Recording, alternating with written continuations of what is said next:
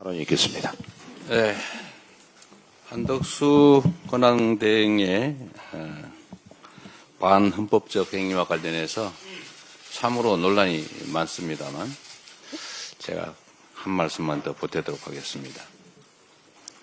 이 법학을 공부한 사람들은 대체적으로 알 텐데 그 행정법 교과서에 행정행위의 취소, 무효라고 하는 항목이 되게 중요한 부분을 차지합니다.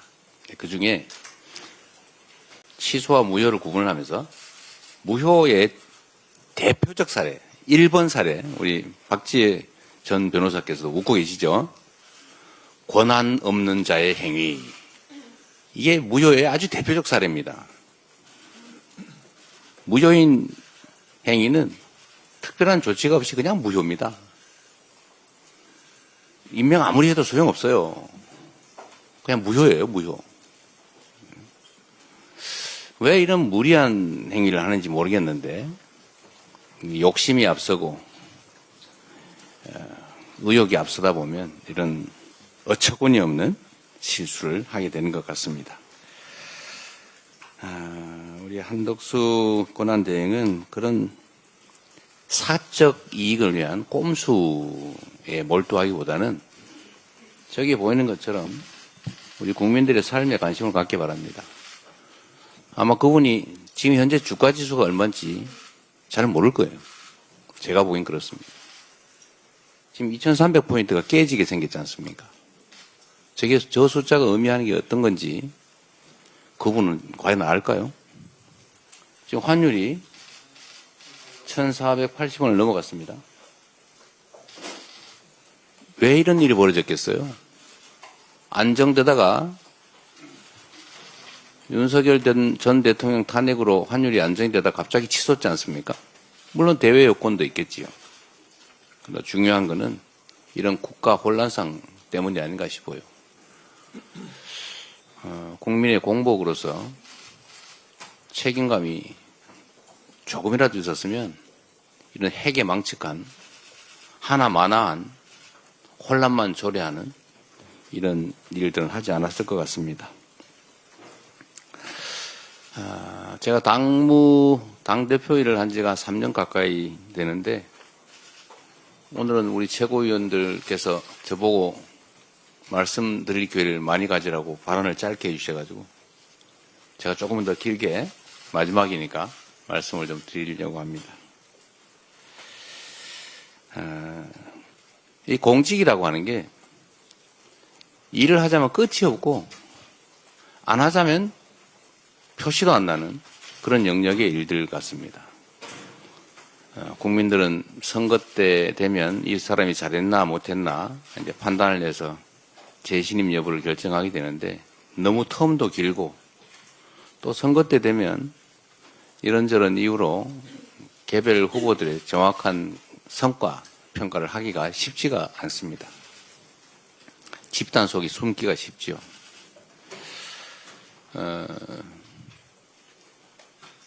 그런데 또 한편으로 보면 이 공직이라고 하는 게 게으르고 무책임하고 사욕이 많은 그런 사람이 놀기도 좋지만 다른 한편에서는 의욕을 가지고 열정을 가지고 실력을 발휘하면 정말로 큰 일을 할 수가 있습니다. 큰 성과를 만들 수가 있죠. 엄청난 차이가 날 수 있습니다. 뭐 엄청난 거대한 신화를 만드는 거야 쉽지가 않겠지만 작은 일들을 챙기면 성실하게 많이 챙기면 정말로 큰 일을 해낼 수가 있죠. 공직자들 입장에서는 사소한 민원, 작은 일이라고 생각되는 것도 그 해당 당사자 입장에서는 목숨이 걸린 일인 경우가 엄청나게 많습니다. 500명의 목숨이 걸린 일, 1년에 15,000명 가까이가 스스로 목숨을 끊는 일, 왜 그럴지 원인을 찾아내는 일, 어찌 보면 쪼개놓으면 정말 사소할 수 있죠. 그러나 그 사람들은 자신의 삶을, 생을 벌일 만큼 심각한 일들입니다. 민원이라고 하는 이름으로 우리 각 행정기관, 정치권에 전달되는 그 수없이 많은 민초들의, 우리 국민들의 목소리, 그 민원을 취급하는 공무원 또는 그 일을 맞닥뜨리는 정치권, 소위 정부 영역에서는 뭐 별거 아닌 일들인 경우가 많죠. 우리 전현희 최고위원께서 그 민원을 처리하는 방법을 뭐 제안도 하시고 하시던데, 하여튼 이 정부 입장에서 보면 그 수천만 건, 천수백만 건의 민원이라고 하는 게 정말로 귀찮고 어찌 보면은 뭐 별것도 아닌 사소한 일처럼 느껴지지만 그 당사자는 목숨이 걸린, 인생이 걸린 일인 경우가 많지요. 개개인도 그렇지만 뭐 수백 명 또는 수천 명, 수만 명, 뭐 수만 명 정도의 이해관계가 걸린 그런 일들이 우리 정치권에서 보면 수백만, 수천만이 걸린 일도 엄청나게 많으니까 관심의 대상이 되기 어렵죠. 그러나 대한민국이라고 하는 공동체는 결국 그 한 명의 국민이 모여서 만든 거 아니겠습니까? 또 그 한 명의 목숨과 인권이라고 하는 것은 우주의 무게를 가진 것이죠. 그래서 작은 일들도 다 소중하고 중요한 일들입니다. 그런데 이게 공무라는 걸 하다 보면 자꾸 당장에 나타나는 큰 일에 집중하게 되고, 그러다 보면 이런 일들을 자꾸 경시하게 되죠. 그 속에서 많은 사람들은 해결 가능함에도 불구하고 그 해결 가능한 일 때문에 고통받고 심지어 극단적인 결과를 빚기도 합니다. 행정 영역보다 사실 정치 영역은 그런 경향이 훨씬 더 심한 것 같아요. 최근에 이거 군사 쿠데타를 겪으면서 우리 국민들께서, 우리 국회의원들이 지역에 가면 전에는 코빼기도 안 보이고 왜 이제 나타났어 이러다가 요즘은 일 안 하고 왜 나타났어 이렇게 말씀을 많이 하신다고 해요. 전에는 이 인간이 어디 가서 맨날 놀기만 하면서 어디 동네 인사라도 다녀야지 인사도 안 다니네 이렇게 생각하다가 요즘 보니까 정말로 할 일도 하고 고생도 많이 하고 밥값을 안 해. 더 중요한 일을 해야지 왜 동네 이런 행사에 나타나? 이런 생각을 하게 된 것 같습니다. 국회나 공직자에 대한 국민들의 평가가 많이 바뀌신 것 같아요. 실제로 제가 보기에는 몇 년 사이에 많이 바뀐 것 같습니다. 우리 홍성국 최고위원이 경제는 민주당 이런 강의를 아침마다 하신다는데 일주일에 2번 하세요? 일주일에 한 번씩 하는데 아마 국민 여러분께서는 좀 놀라실 텐데 그 아침 7시에 하죠?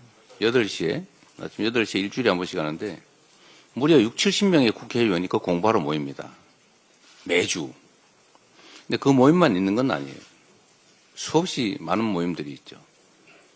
지금 국회의원들이 정말로 공부 열심히 합니다. 뭐 국민의힘이 어떻게 하는지 잘 모르겠어요. 최소한 민주당 의원들은 열심히 공부합니다. 그리고 아마 한번 되돌아보면 작년 총선이 끝난 다음에 거의 매일 비상사태였어요. 휴회도 거의 없었죠. 그리고 거의 비상대기에 많은 일들이 있었습니다. 최선을 다해왔던 것 같아요. 저한테도 저도 해외 출장 한번 못 갔던 것 같아요. 이 중에도 많을 거예요. 전에는 뭐 국회의원들이 정기회 끝나면 다 여름, 겨울 뭐 출장 해외 많이 갔죠. 뭐 그 나쁜 일이라는 뜻은 아니고 여유가 있었다 그 말이죠. 지금은 그러지도 못할 만큼 일이 바쁩니다. 그리고 훌륭하게 그 역할을 해내고 있는 것 같아요. 그래서 성과들도 꽤 낸 것 같습니다. 당의 문화도 많이 바뀐 것 같습니다. 민주 없는 민주당이라는 비난을 과거에는 좀 들었는데 요즘 많이 사라진 것 같아요. 당원들이 당의 중심이 된 진정한 민주적 정당, 민주당이 돼 가는 것 같습니다. 또 한편으로 국민이 주인인 나라, 이게 작년 비상계엄 사태로 위기를 겪긴 했는데 역시 위대한 국민들의 힘으로 다시 국민이 주인인 진정한 민주공화국으로 되돌아가고 있는 것 같습니다. 우리 다 국민들의 헌신과 또 희생 덕분이죠. 3년간 당대표로서 나름 성과 있게 재임할 수 있었던 것에 대해서 감사드립니다. 이거는 결국 우리 당직자 또 당원, 우리 최고위원님들 포함한 의원님들, 지역위원장 여러분 모두 고생해 준 덕분입니다. 출발할 때는 험했는데 그래도 퇴임하는 상황에서는 출발할 때보다는 상황이 좋은 것 같아요. 모두 여러분들의 덕분입니다. 이제 또 새로운 일을 시작하게 되겠죠. 아쉽거나 뭐 홀가분하거나 뭐 그런 느낌은 사실은 없어요.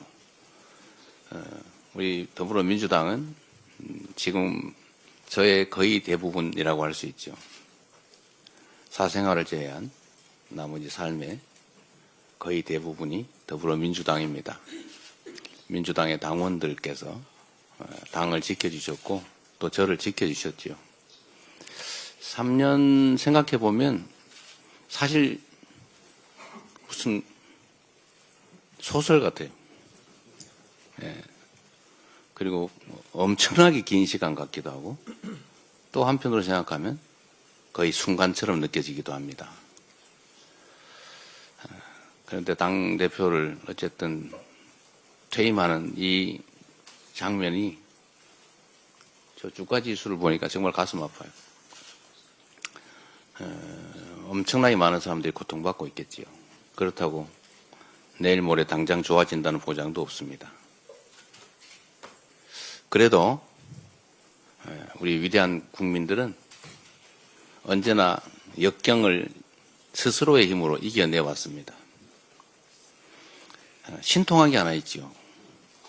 대통령이 비상계엄을 선포하고 탄핵이 되고 나니까 대북비라와 대남 오물풍선이 사라졌습니다. 희한하지 않습니까? 광주 5.18 민주화운동 당시에 군과 경찰이 철수를 하고 나니까 절도사건, 폭력사건 하나 없는 완벽한 공동체가 열흘 동안 이어졌었죠. 그게 저는 국민의 힘이라고 믿습니다. 국민의 힘 당 말고요.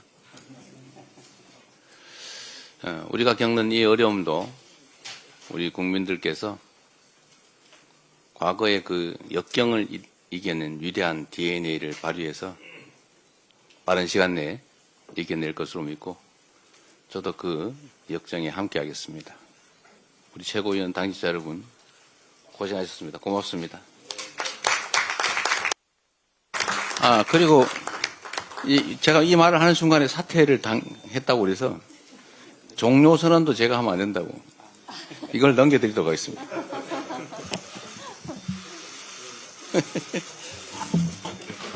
이렇게 넘겨드리겠습니다. 자리도 바꿔드릴까요? 네, 정회선언도 우리 박찬대 직무대행께서 해주시기 바랍니다. 정회선언입니까? 말씀 한번 하세요. 예. 인계받는. 대표님, 네. 2022년 8월 18일부터 오늘까지 아까 우리 한준호 최고께서 얘기했는데 234일이 지났습니다. 네. 이재명 대표와 함께 국민과 함께 울고 국민과 함께 울었고 또 국민과 함께 민주주의를 지켜낸 기간이었다고 생각합니다. 또 우리 민주당은 당원 중심의 대중정당으로 세계 정당사에 또 새로운 이정표도 열었습니다. 대표님께서 다시 대표직을 내려놓고 또 새로운 길을 가는데 그 장도에 국민과 함께 저희가 같이 가겠다 이런 말씀 드리고요. 그동안 정말 대표로서 수고 많이 하셨다 이런 말씀 드리겠습니다. 대표님 오늘이 최고위원 몇 차인 줄 아십니까? 100차라면서요? 네. 100차 이거 이상한데. 요게 100차인데요. 100차인데요. 백찬데요. 이 이후에는 박찬대 갑니다. 네. 제 100차 최고위원회를 정해하겠습니다.